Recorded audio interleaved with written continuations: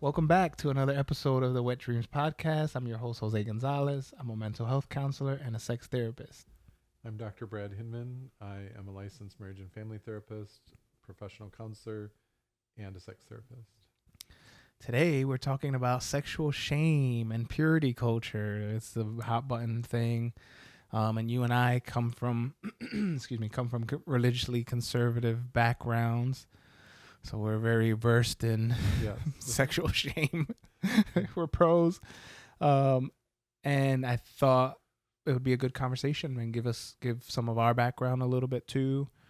And also I think I want to preface like this episode is not to poop on religion or to say like religion is bad or to say biblical teachings or whatever you ascribe to are bad, but it's also just to shed light on some of the negative effects that I know for myself, shame and religious shame has impacted in my life, and I'm sure a lot of the listeners have been impacted similarly, and a lot of the clients I've seen have had some level of religious shame or this idea of like purity.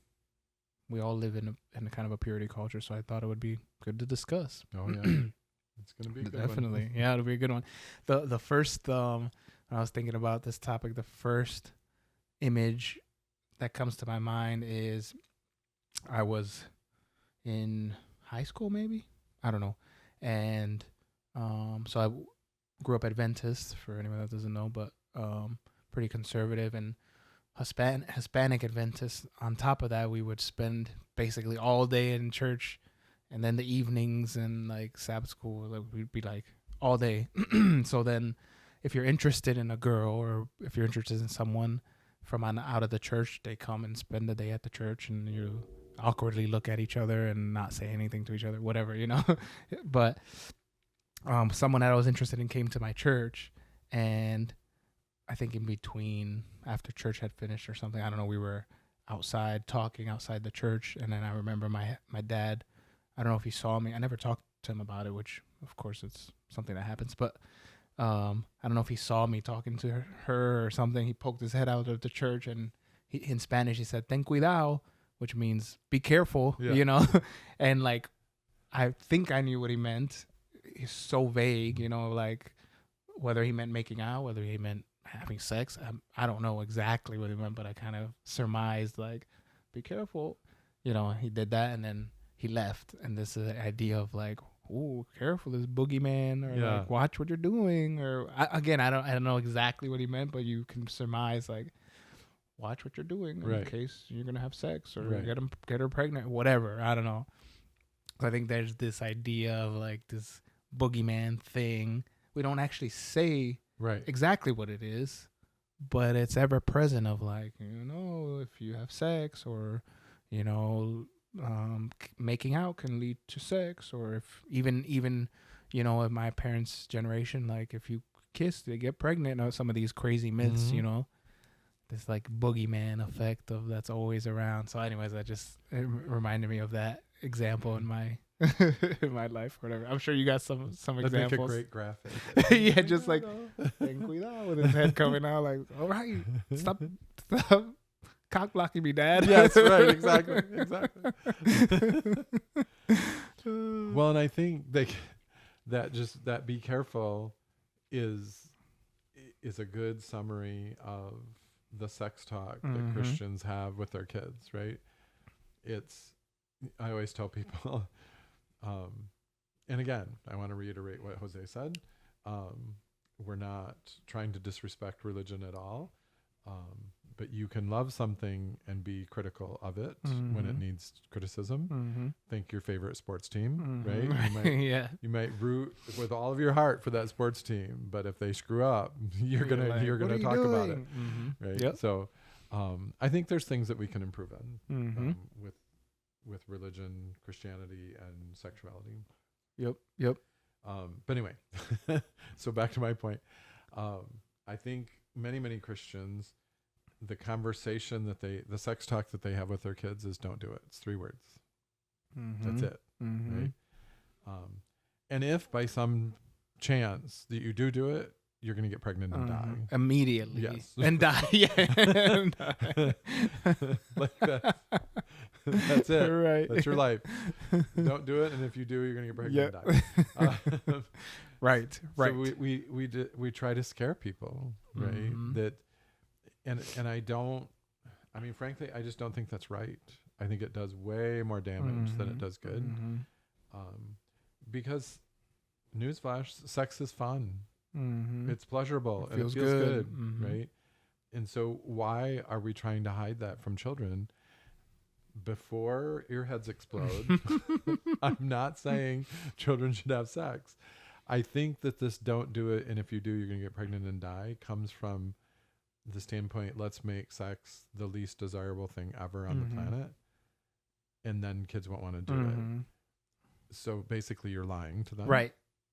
Exactly. Christians. You shouldn't be lying. Right? Yes. So I think that you should tell people, I think you should tell kids, sex is enjoyable, it's great, it's fun, but you should not do it, and here's why. Right? That's what I used to tell my kids. Like, if are you prepared in 7th grade to raise a child? Then don't have sex. Right. Because I'm not raising your kid. Right, exactly. I did my time. Right? I'm out, yeah. I'm out on parole. Right. So yes, there's a difference, right? And I would tell them, you're going to want to, especially when you meet somebody that's going to be willing to spend all day at your church. Right. You're going to want to, right? But Yes. here's why you shouldn't, right? Right. And probably the first and foremost reason is you're not capable of supporting this child. Right. Right. Right.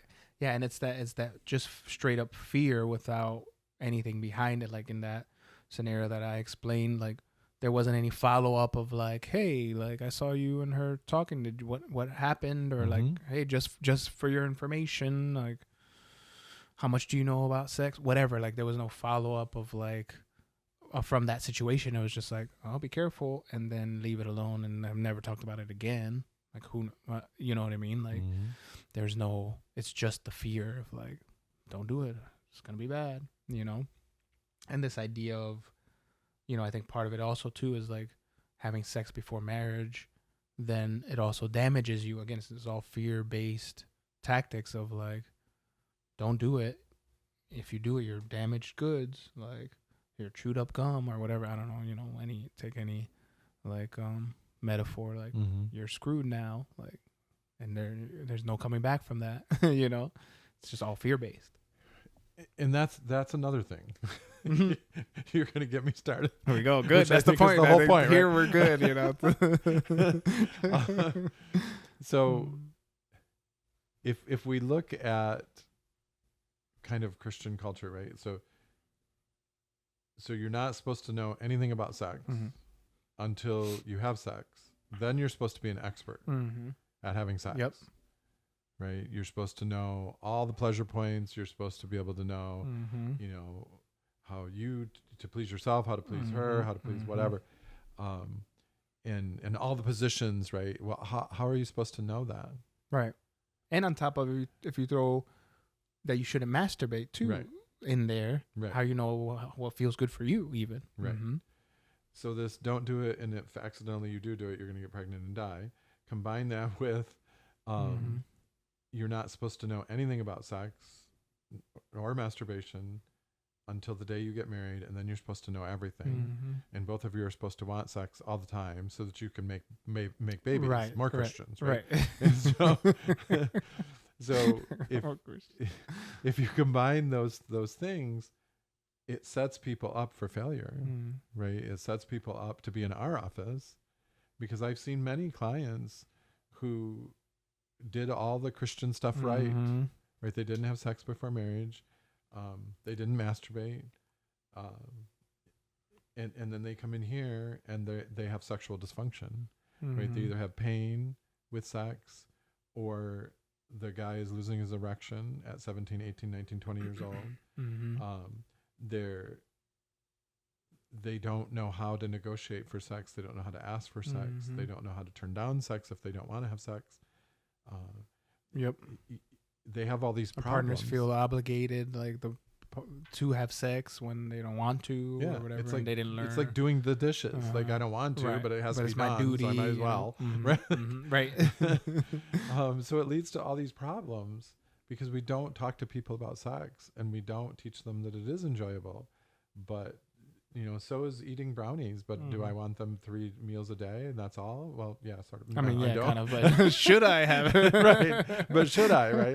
And so, yeah, it's one of those things where we tend to lie about it as a culture to the kids, and then it creates all these myths, right? That that we're supposed to want it all the time, and that it's supposed to be pleasurable all the time. And I mean, sex involves friction, right? And it involves sweat, yeah, and bodily fluids, yeah.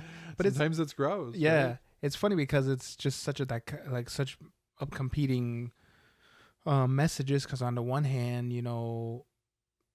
like during your bridal shower, they give you, I guess a lot of people give lube, and they'll give like 90s, and like, talk about like, oh, the first time wasn't great or something like that. But then there's still the assumption that like it's supposed to be great when you didn't talk about it. But then also the first time's bad. It's just like, it doesn't make sense to me. It's like inconsistent. Like, you're not supposed to be doing it, but then when you do, it's going to be bad, but then it's going to be great. Like, which one is it? But you haven't talked about it at all. Yep. And I'm supposed to know out of thin air, like that marriage, like one of the myths, the marriage unlocks this great sex, healthy sexuality that's supposed to be happening. Where does it come from? Right. Nothing. It's just supposed to appear spontaneously in your brain. Right. Like, what? What are we doing? For sure. And I also think, it just gives this, on both sides, this idea, both girls and boys in the culture, like this idea that on the one hand, girls are in charge of like the man's sexuality or whatever. They're always going to want it, and you're in charge of letting them have it. Like this whole, I probably said this in other podcasts, like a master key unlocks all locks, but a lock that's all keys work for is a useless lock or something like that. Like this idea of like being used. Like if you have sex with all these people, you're useless. So the girls are in charge of the man's sexuality, and that's terrible. But then also this idea that men are just animals. Like, oh, it's up to other people to control your sexual desires, and they're supposed to say no. And this is just how you are. You're just an animal. Like, that's not cool either. Like, both sides. I mean, I would argue females get the worst end of the stick as normal, but still, both sides are detrimental. Like, that's not cool. Like, what are we doing? Yes, that's another nerve of mine. Is this like implication that men cannot control themselves? Right. That because we spend all this time and money teaching girls to protect their virginity, which is a social construct, but that's another story. So that girls are supposed to protect that, right? That because men or boys are going to try to take that from you. Right. Because the implication is men cannot control themselves. Yes, and it's predatory. They're going to do whatever they can to take it from you. And I don't like that. Yes, consent is the thing. Yes. And females need to consent to sex. So do men. But men can control themselves. Like if we as a society keep teaching men that they can't control themselves, then guess what? They're not going to control themselves. Right, exactly. Right? We need to start teaching them that you are responsible for your decisions. You are responsible for being careful when you're at church all day with a girl. Right. I mean, that shouldn't be the entirety of your sex talk is 2 words. Right, for sure. As a concept, it's totally wrong. Because men need to be responsible with their decisions and with their bodies and with their penises. That we need to make responsible choices, and we can control ourselves, right? We this whole concept of like blue balls and like if I don't ejaculate, I'm gonna die or whatever. Right. Like that's ridiculous, right? you're going to be fine. You don't like if you get an erection, you don't have to ejaculate for that to go away. Right. It's going to go away. It'll be fine. And if it doesn't, you need to consult a doctor. Right. Then it's something different than just getting. Yeah, it's different than just getting off. It's totally different. Right. A new issue. Yeah, I mean, guys control, most guys. My guys control their impulses to punch people. Like we want to feel like you feel like punching people a lot. I'm sure a lot of guys feel like that, and you don't just go punching everybody all the time. What's the difference? Right. You know what I mean? You control. Oh, I'm hungry, but I have to get this project done. Let me just do this project. I'll eat later. You're controlling that. Like, what's the difference? You can control other things, but sex is different. Like, oh, I have to have it now. I have to get it when I not want it. And that's there's no difference. Yep. You're not going to die. Right. I mean, yes, because sex is pleasurable. You want sex. That's great. But you should not coerce people into, all the thing, right? The whole rape culture stuff. We can control ourselves and we can make responsible choices, and we should. Yeah, definitely. So I think some of a couple of the myths that I've written down or whatever, one was that idea that health or marriage unlocks healthy sexuality, healthy sexual relationship automatically. Like, that's certainly a myth. Another one that comes to mind is this idea that your spouse is the only source of anything sexual or any attraction or anything to do with sex, which, not saying you should have sex with other people, but this idea that your spouse has to be the only thing that ever turns you on or ever whatever, like you have to rely on them for all of the things. I think that's a little bit of a myth too, that enmeshment of we're one together kind of deal. I don't know. That's an interesting one too. What are your thoughts about that? I heard someone say that once that when you get married, you don't find other people attractive.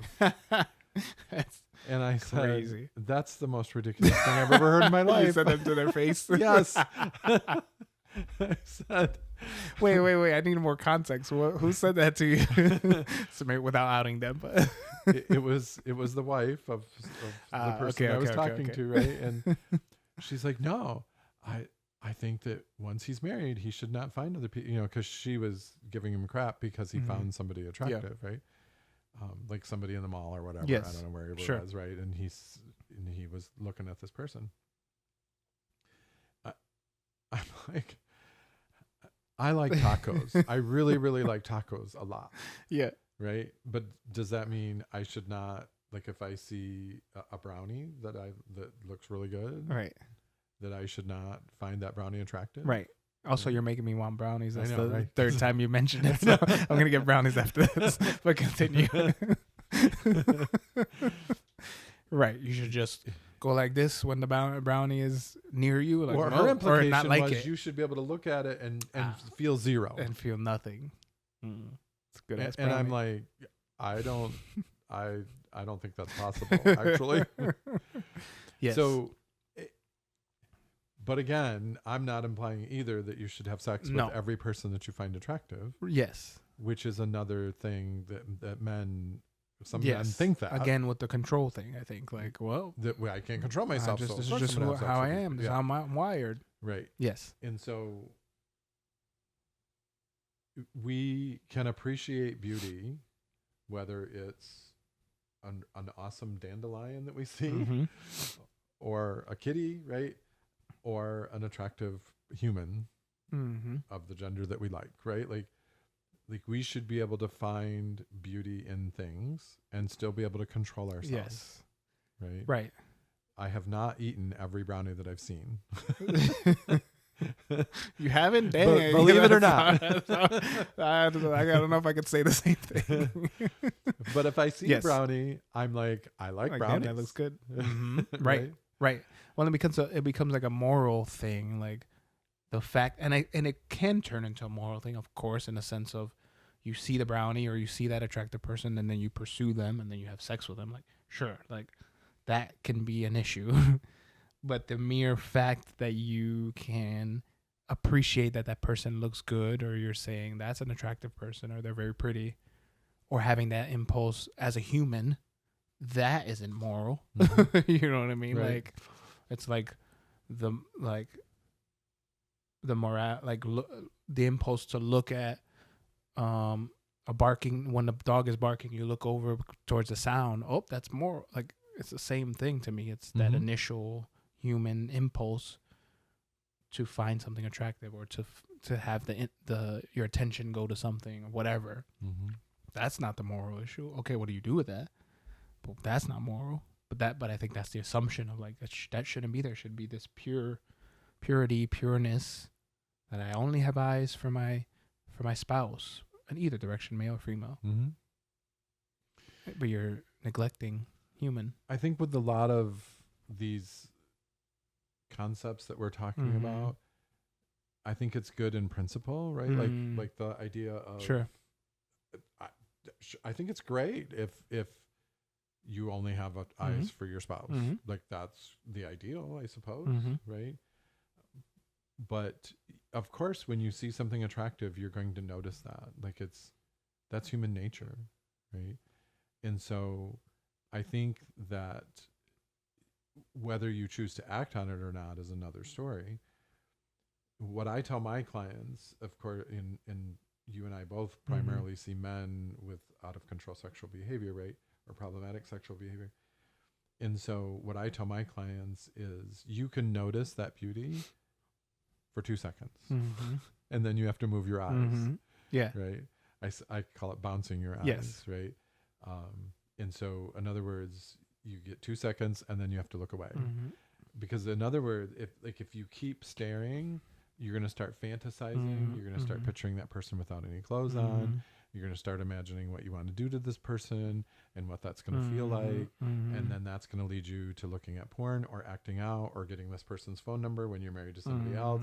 Like, it's going to lead to problematic behaviors, right? I'm not implying you can't control yourself. Yes. I'm implying you can control yourself, because you're going to bounce your eyes, right? So Yes. I think noticing beauty is not the problem. Yes. It's Right. what you do What you after do with that. it. Right. Exactly. That's the problem. Mm-hmm. And it can lead to more problems, right? Like, don't linger in that. Don't get your motor started, right? And in leading to fantasy, and then obsessing about porn or acting out or whatever. You know? Yep. Definitely. Well, then I think the third myth too that I had down, and that coincides with that, is like, your good Christians don't struggle sexually, or on the flip side of that, if you do struggle, you're not praying enough, or you're not spiritual enough, or whatever. Like, that's certainly a myth that purity culture, I think, can create as well. Like, you're not close enough to God or whatever if you're struggling, which is a crock. Yep. You know, obviously. That's And often the people, I mean, at least in where we are, the people that are the most spiritual are struggling the most. I dare to say. You know what I mean? This is a very religious community. And I have had in my office people who were very, very spiritual, very good Christians, right? They're doing all the things correctly, and they struggle sexually, right? So I don't think those things are related. It's like apples and oranges, right? You're talking about two different things. Of course, good Christians struggle sexually. Those two things are not completely overlapping circles, like Christians and sex, right? Yes. Like, it's, of course, there are Christians who struggle sexually. There are Christians who don't struggle sexually. There are people who struggle sexually that aren't Christians. Right. So it's not mutually exclusive or whatever. That's why I'm saying it's apples and oranges.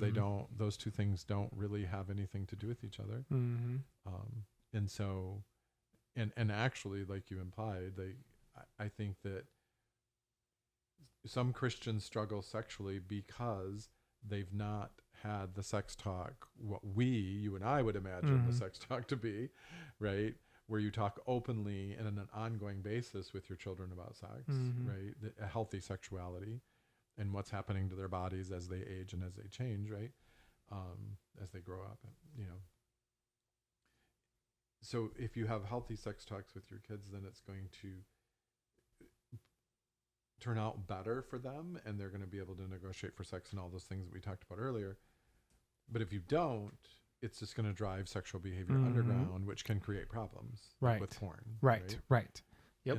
And so I think the way we handle sexual topics as, you know, growing up through the church, even as young adults and onward, it can do damage to people. And this is the good Christians don't struggle sexually is one of those things that can do damage. Because I've sat in my office with people sobbing because they felt like they were not good Christians. And it goes beyond that, because they've incorporated that. So now God can't forgive them. He can forgive everybody else, but not me. Right? Because I am so bad. Because good Christians don't struggle sexually, and I struggle sexually. So that means God is unable to forgive me. And so my response when clients say that to me is, "You're more powerful than God." Right. You must be really, really powerful. Like, you know, he can't forgive you, so you must be omnipotent. Right. And so that gets their attention when I say that. When I say that you're telling me that you're more powerful than God, they don't like that. Yeah. Yep. And so I'm here to tell you that there are good Christians who struggle sexually. And not just with sexually compulsive behaviors. Good Christians can struggle with sexual pain. They can struggle with lack of sexual desire. They can struggle with erectile dysfunction and still be good, praying, Bible-believing, church-going Christians. Yeah, yeah. Right? It is a part of being human. And whether you're a Christian or not isn't going to impact whether you struggle sexually or not. Right. Yeah, and I think, and that's perfectly... And I think the shame has such an incessant effect, and a long-lasting effect, even after, people leave the religion that they're a part of or whatever. That shame stays. I know for myself, part of the reason why I went into the business that we're in is my own struggles with out-of-control sexual behavior because of my sexual shame that I grew up with, or the religious shame that I grew up with. It stays with you past everything. You know what I mean? And we've seen it in the guys that come in, like even got people that are out of the church, or even people that are still in the church and are living in a way over here, are still rampant with shame and are holding on to this idea of like keeping it secret, and it's just the shame, religious shame, sexual shame that supersedes it all and never goes away. I mean, it does. You work towards getting going away, but it's a virus, if you don't do anything with it. Shame is not an effective behavior modification system. I don't know why we keep trying that, but it doesn't work. Right. It's like, I'm trying to think of, I can shame you for the way you park your car, right? But that's not going to change anything. It's just going to make you resent me. Right. Not yourself. You're not going to be like, oh, shit, I'm a terrible parker. Like, I'm just never going to park again. Actually, I'm never going to drive my car ever again. Like, no. And that, like, in shaming people, that's not the goal either. I mean, there are, unfortunately, some people that do take that stance with sex, because they've been shamed so much that they're just like, I'm not going to be sexual anymore. Which, never mind. It's a whole nother thing. Yep. I got you. We're good. Focus. I'm trying to rein myself in. But it's just, shame is just not an effective behavior modification system. What we should do is use education. Right. Here's why you should park better. Right. Because somebody's going to damage your door. Yes. If you don't. Right. Right. And so, like, use education, because that's not judgmental. It's not shame inducing. It's more invitational and collaborative, right? Where you're inviting the person to join you on this journey, rather than being like, you are a horrible, evil person. Now listen to everything I say and do it. Why would I? Right. You just made me feel like crap. Right. I'm just going to run away from you. Yeah. Which is what children do to their parents, right? And what children do to the church. Yes. Or like people do with the church. Because they feel like, children feel their parents are judgmental, That's why they stop talking to them about anything, including sex. Mm-hmm. And then it drives it underground, and it's secret. Mm-hmm. They're still doing it. It's just not in public, Mm-hmm. right? Mm-hmm. And then if the parents are like that, then God must be like that, because my parents are teaching me about God. So then they lump God in that same basket, and they reject God like they're rejecting their parents. So that means they're not going to tell God what they're doing either. I know God knows, but they're not going to. They're not going to tell him. Yes. Right? They're not going to confess. Yeah. And so it's just going to drive it underground. Mm-hmm. And then it creates this dichotomy between, I call it like the God mute button. Mm-hmm. Yeah. That they have to mute God, the God part of their brain, to act out sexually. Mm-hmm. Right. I mean, to the level that they're coming to see us for. Yeah. Right. This compulsive, out of control behavior. Right. Sexual behavior that they're doing. They mute God during that, because they have to kind of shut that part of their brain off to be able to sin. Right. And so you really don't want to create that dichotomy in people. Nope, for you sure. You don't want them to develop a really easy way to mute God. Because that can escalate to many other layers of it, for sure. And again, I think, kind of, bringing the train in the station, I don't know, whatever metaphor, you know what I mean? Again, I don't think it's necessarily, I want to, distinguish is not necessarily having faith, being religious, being spiritual. That's the issue. Like, there's plenty of people that have strong faith and have healthy sexuality. There's people that are out there that can hold those two. It's not mutually exclusive. It's just doing them both in a healthy way. It's not it's not the faith. It's the how you've engaged with it, or how it's been put into you, how you've integrated into your life, or how it makes you feel shameful or bad. That's the issue. It's not the faith itself necessarily. You know what I mean? Or it's not being religious in of itself. It's just the messages you got growing up from that religion, or from the people in that religion, I would say. Not God.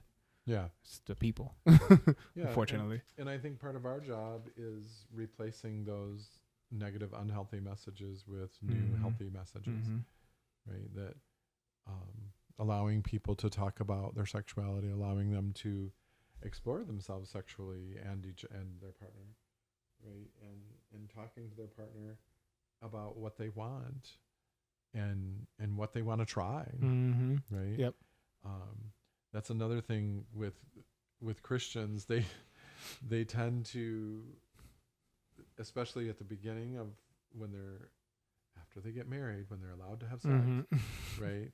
That it's man on top, woman on the bottom, vanilla sex, right? And one or both of them might want to try something else, but they don't talk to each other about that. They don't bring that up. Yes. Because that's dirty or bad or wrong or sinful, right? To want to try something else sexually, yes, right? And I'm like, no, talk to the. I don't know why I talk about food so much with my clients. yeah, for sure. It's an effective one.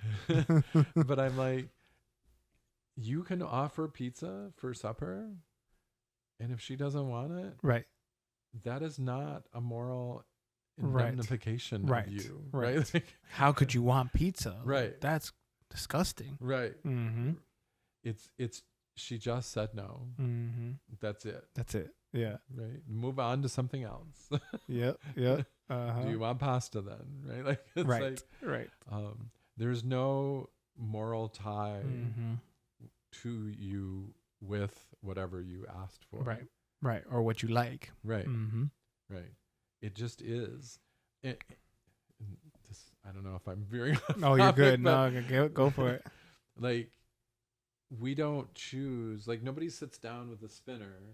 Oh, it landed on foot fetish. Right. Okay, I guess I have a foot fetish now. Yeah. We don't choose that. Yes. It kind of chooses us, right? And so, like, if there's something that you want to try sexually with your partner, I'd first ask yourself, because I'm a sex therapist and I deal with men with out of control sexual behavior, like, is that something you learned from porn? Right. Like, do you want to try that because you saw that in yes. porn? Yeah, that's a distinction. Or do you really like that? Right? Because I've had the conversation with people. I'm not sure as your therapist that you are sure what you like sexually without porn. Right. Right. That I think porn has polluted, if you will. Skewed. Yeah. That's probably a better word. Yeah. Your sexual template. Right. So in other words, be without porn for a long time, and then your true sexual self might start to emerge. Right. Anyway, that's my story. Yes. Yes. Right. Like, we don't choose our sexual desires, sexual fetishes, or sexual kinks. Right. They just exist. Right. And you should be able to be happy sexually and be able to explore those with your partner's permission. Right. But if they say no to that, then my preference for people as a sex therapist is if you're my partner and you're saying no to something, when you say no, you should suggest something else. Right. And not put a period at the end of the word no. Right. Because then that means my brain's going to say, well, then they don't ever want to do anything sexually with me ever. Right. Right. That's a rejection. Yes. But if you say no to whatever I said, whatever I asked for, but we can do this instead. Exactly. That's not a rejection. Right. No. Right. It's like going with the food, of course. Yes. It's like olives. I freaking hate olives, but my wife likes them a lot. And it's like, okay, I'm not going to ban olives as much as I want to. Yes. I'm not going to ban olives from the house ever. But you can have your olives and you can have it over there. Yeah. You know what I mean? Or I can get you olives. Sure, I can touch them, but I'm never going to eat them. So whatever. But there's that compromise. Like if you're just saying, no, we're not doing this thing. You're saying you're never having olives ever. Not even that you're not going to eat olives. You're never going to have olives in the entire house. And this is their favorite food. Like it's not necessarily fair, And also, why be together then if you're just never going to do what the other person wants to do, And I think also it's not, another distinction too is not to say that you have to be sexually liberated and be all into all this kink and all this BDSM. If you're into that, cool, that's fine. But the point is you should be able to talk about sex. You should be able to talk about the things you like. You should be able to bring those things to your partner. You should be able to engage in things that you like in a way that makes your partner safe. All of those things should happen without shame. Yes. And particularly without the shame that your religious upbringing has brought into the table. You know what I mean? So it could be liberated, but that doesn't necessarily, it could be vanilla sex. Regardless, is without shame, Yep. I've had clients say, like, because that's again part of what we do is that people are negotiating the stuff in front of us.